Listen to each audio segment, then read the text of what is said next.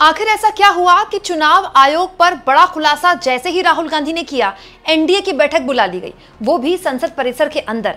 आखिर ऐसी खलबली, ऐसी खामोशी सरकारी खेमे में क्यों है, जब से राहुल गांधी ने सीधा सीधा न केवल चुनाव आयोग पर बहुत ही बड़ा एटम बम फोड़ दिया है, बल्कि एक बहुत ही मजबूत सवाल भी उठा दिए हैं, जो कि बहुत अब ऑब्वियस है राहुल गांधी की प्रेस कॉन्फ्रेंस के बाद दोस्तों, कि क्या लोकसभा चुनाव के दौरान भी चुनाव में रिगिंग की गई। दोस्तों, जैसे ही राहुल गांधी ने प्रेस कॉन्फ्रेंस की, होना तो ये चाहिए था कि इस पूरे मसले पर तुरंत ही चुनाव आयोग को भी प्रेस कॉन्फ्रेंस करके या तो राहुल गांधी के सारे सवालों के जवाब देने चाहिए थे, या बताना चाहिए था कि भाई राहुल गांधी सही बोल रहे हैं कि झूठ बोल रहे हैं। लेकिन हुआ उससे उल्टा। चुनाव आयोग ने राहुल गांधी से कह दिया कि वो हलफनामा दें, लिख कर बताएं, साइन करें इस हलफनामे में कि जो भी वो बात बोल रहे हैं कि सही है कि नहीं है। हालांकि इसका राहुल गांधी ने तुरंत जवाब दे दिया प्रेस कॉन्फ्रेंस में, ये कहते हुए कि वो एक जनप्रतिनिधि हैं, वो एक नेता हैं, वो एक पॉलिटिशियन है और वो जो बोल रहे हैं वही अपने आप में उनकी शपथ है। लेकिन इस बीच दोस्तों एक बहुत इंपॉर्टेंट घटनाक्रम भी हुआ है। संसद परिसर के अंदर एक बड़ी इंपॉर्टेंट मीटिंग हुई है एनडीए की। अब आप कहेंगे एनडीए की बैठक क्यों हुई है, तो दोस्तों बात ऐसी है कि लोग कहते हैं कि मोदी जी के जो गठबंधन के सहयोगी हैं, उनकी जो राजनीतिक बैसाखियां हैं, वो है चंद्रबाबू नायडू और नीतीश कुमार। लेकिन मैं मानती हूं कि एक्चुअली में उनकी जो राजनीतिक बैसाखियां हैं, और सबसे इंपॉर्टेंट जो बैसाखी है वो है दोस्तों मीडिया। अगर मीडिया ना होती तो ये सरकार अब तक यहाँ ना होती, अगर मीडिया ना होती तो मोदी की छवि अब तक यहाँ ना बनी होती। तो क्यों? क्योंकि दोस्तों इस मीडिया के जरिए ये जो सरकार है बड़े शानदार तरीके से एक काम करती है, और वह है मीडिया मैनेजमेंट, हेडलाइन मैनेजमेंट। और हेडलाइन मैनेजमेंट का काम एक शुरू कर दिया गया है जैसे ही राहुल गांधी की प्रेस कॉन्फ्रेंस सारे न्यूज चैनल्स में ऑन एयर हुई। दरअसल देखिए, राहुल गांधी ने इतना माहौल बनाया था इस प्रेस कॉन्फ्रेंस को लेकर कि सारे न्यूज चैनल्स को इस प्रेस कॉन्फ्रेंस को लाइव दिखाना पड़ा। सारे न्यूज चैनल्स के बाकायदा रिपोर्टर्स भी लाइव बैठे हुए थे। जरा आप फोटो देखिए राहुल गांधी की, जूम इन करके मैं आपको एक फोटो दिखाती हूँ। राहुल गांधी बैठे हुए हैं और सामने देखिए पूरा ऑडिटोरियम भरा हुआ है। सारे रिपोर्टर्स, सारे न्यूज चैनल्स ने इसको लाइव चलाया है प्रेस कॉन्फ्रेंस को। अब इस पर कोई कुछ भी कहे, लेकिन देश भर ने इस प्रेस कॉन्फ्रेंस को लाइव सुना है। हालांकि मैं तो चाहूंगी देश के प्रधानमंत्री भी ऐसी कभी प्रेस कॉन्फ्रेंस को संबोधित करें जिसमें इतने पत्रकार हो। लेकिन जैसा कि मैंने आपसे बताया कि ये एक ऐसा मुद्दा था जिस पर मीडिया हल्ला बोल करे ना करे, लेकिन ये बात सही है कि इस मुद्दे पर राहुल गांधी ने जिस तरह का नैरेटिव सेट किया, उससे एनडीए या फिर ये कह ले कि सरकार परेशान भी होगी, टेंशन में होगी। इसीलिए सरकार ने अपने मीडिया मैनेजमेंट का काम शुरू कर दिया, हेडलाइन मैनेजमेंट का काम। कैसे? एनडीए की इंपॉर्टेंट बैठक बुला ली गई, कहां? संसद परिसर के अंदर। दोस्तों अभी थोड़ी देर पहले मेरे पास जानकारी आई और मीडिया में भी ये जानकारी चली दरअसल, कि उपराष्ट्रपति के प्रत्याशी तय करने को लेकर बीजेपी ने एनडीए के सभी फ्लोर लीडर्स की बैठक बुलाई है। और ये बैठक दोस्तों संसद भवन में ही हुई। इस बैठक में रक्षा मंत्री राजनाथ सिंह भी थे, गृह मंत्री अमित शाह भी थे, भाजपा अध्यक्ष जेपी नड्डा भी थे। ये बैठक हुई और उसके बाद दोस्तों खबर ये आ गई इस बैठक के बाद कि एनडीए सहयोगी दलों ने पीएम मोदी और जेपी नड्डा को उपराष्ट्रपति उम्मीदवार तय करने के लिए अधिकृत कर दिया है। मतलब ये तो कमाल की बात है, जेपी नड्डा को अधिकृत किया गया है। खैर कौन उपराष्ट्रपति का कैंडिडेट चुनेगा ये तो सब जानते हैं, ये भी सब जानते हैं कि बीजेपी का ही उपराष्ट्रपति होगा। लेकिन ये क्यों किया गया, आप खुद सोचिए। उपराष्ट्रपति का चुनाव होना ही है 21 अगस्त तक, उसमें नॉमिनेशन फाइल करना ही है किसी को, और कोई ना कोई नाम आरएसएस और बीजेपी के बीच में उस पर मंथन चल ही रहा होगा। बट पॉइंट ये कि ये सब कुछ आज ही क्यों हो रहा है? आज इसीलिए हो रहा है दोस्तों कि मीडिया को हेडलाइन चाहिए।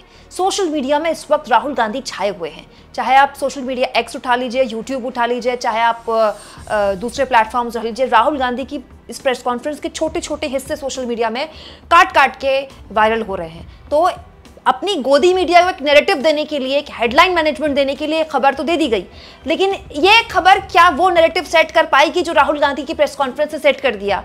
दोस्तों ये नैरेटिव ऐसा है जो केवल लफ्जबाजी का नहीं था। राहुल गांधी ने बकायदा सबूत पेश किए हैं, बकायदा नाम के साथ सबूत पेश किए हैं। राहुल गांधी के हिसाब से एक कॉन्स्टिट्यूएंसी में, केवल कर्नाटक की एक लोकसभा की एक विधानसभा के अंदर, केवल एक विधानसभा के अंदर एक ही नाम के गुरकीरत सिंह डांग नाम का एक ही voter with same EPIC number, एक ही एपिक नंबर के साथ, सेम फोटो के साथ, सेम डॉक्यूमेंट्स के साथ 4 बूथों पर वोट है उसका। और ये सारी जो डिटेल्स राहुल गांधी ने अपने मन से नहीं शेयर की, तो ये सारी डिटेल्स चुनाव आयोग ने कांग्रेस पार्टी को दी है।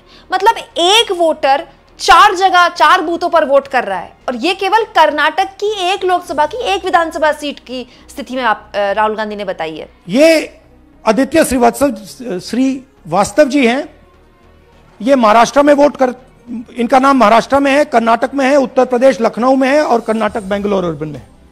4 बार आता है, सेम फोटो सेम एड्रेस। दूसरा नाम दिखाइए, ये है विशाल सिंह, ये कर्नाटक में इनका नाम है, 2 बार कर्नाटक में आता है और 1 बार देखिए ये वाराणसी में साहब वोट कर रहे हैं, वोटर लिस्ट में है। थोड़ा जूम आउट कीजिए। और ऐसे हजारों लोग हैं, 11,000 वोट ऐसे चोरी हुआ है।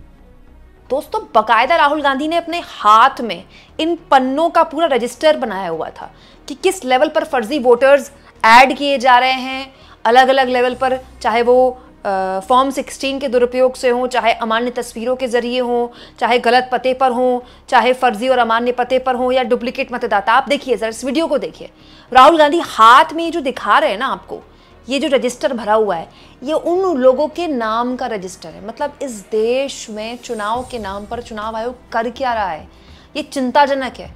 एक्चुअली में इस पूरे मामले को हर हाल में सुप्रीम कोर्ट को संज्ञान में लेना चाहिए। चुनाव आयोग से तो अब क्या ही उम्मीद रखें हम। लेकिन अजीब बात देखिए दोस्तों, अभी भी मीडिया मैनेजमेंट का काम चल रहा है, और इस बेशरम मीडिया से आप कोई उम्मीद मत रखिएगा। ये बेशरम मीडिया अभी भी राहुल गांधी पर या फिर विपक्ष पर ही सवाल खड़े करेंगी कि इन्होंने तो हमेशा ही ये किया है और फलाना किया है। अब बहुत से लोग राहुल गांधी का मजाक भी उड़ाने लगे हैं कि देखिए राहुल गांधी ने परफेक्ट वजह दे दी कि चुनाव आयोग को SIR क्यों करना चाहिए। मैं एक्चुअली यही सोच रही थी कि अब गोदी मीडिया वाले और अंधभक्त यही बोलेंगे कि इसलिए तो SIR हो रहा है ताकि ये फर्जीवाड़ा पकड़ा जाए। मतलब कि इतने बड़े फर्जीवाड़े पर लोकसभा चुनाव हुआ क्या, ये बोलकर ये साबित किया जा रहा है। अब दोस्तों ये जो मीडिया मैनेजमेंट या हेडलाइन मैनेजमेंट का ये जो पूरा खेल है ना, ये अब नहीं चल पाएगा। क्योंकि अगर मीडिया मैनेजमेंट से वोट मिलते तो मोदी बहुमत के दूर होते ही ना। क्यों? क्योंकि दोस्तों गोदी मीडिया तो 300 पार 400 प्लस दिखा रही थी। वो तो हमारे जैसे यूट्यूबर ही थे जो बोल रहे थे कि मोदी की बनारस में सीट फंस सकती है। वहीं मोदी की बनारस की सीट को लेकर भी तमाम तरह की अटकलें लगाई जा रही हैं। दोस्तों प्रधानमंत्री नरेंद्र मोदी को 2 राउंड में पीछे करने वाले अजय राय, उत्तर प्रदेश के कांग्रेस के अध्यक्ष, उन्होंने इन सबूतों के आधार पर ये कह दिया है कि ऐसे ही फर्जी वोट, ये देखिए उनका ट्वीट, ऐसे ही फर्जी वोट वाराणसी में बनाए गए और वाराणसी में भी ऐसे ही फर्जी वोट बनाए गए, इसीलिए मोदी जीते, नहीं तो मोदी हार जाते। दोस्तों ये तो बात सच है कि जब लोकसभा चुनाव में वोटों की गिनती हो रही थी, रिजल्ट का दिन था, तो शुरुआत की तो जो 2 राउंड्स की काउंटिंग होती है, देखिए फोटो, 2 राउंड्स की काउंटिंग में मोदी पिछड़े थे। ये तो बात सच है ना, वो तो एक सच्चाई है कि मोदी पिछड़े थे। बाद में उन्होंने लीड ली, और जो दोस्तों जो जीत थी वो बहुत तगड़ी लीड की जीत नहीं थी। मात्र 1.5 लाख वोटों से जीतना देश के PM के लिए कोई बहुत बड़ी जीत नहीं मानी जाएगी। लेकिन अब अजय राय कह रहे हैं कि दरअसल ये जीत भी फैब्रिकेटेड है।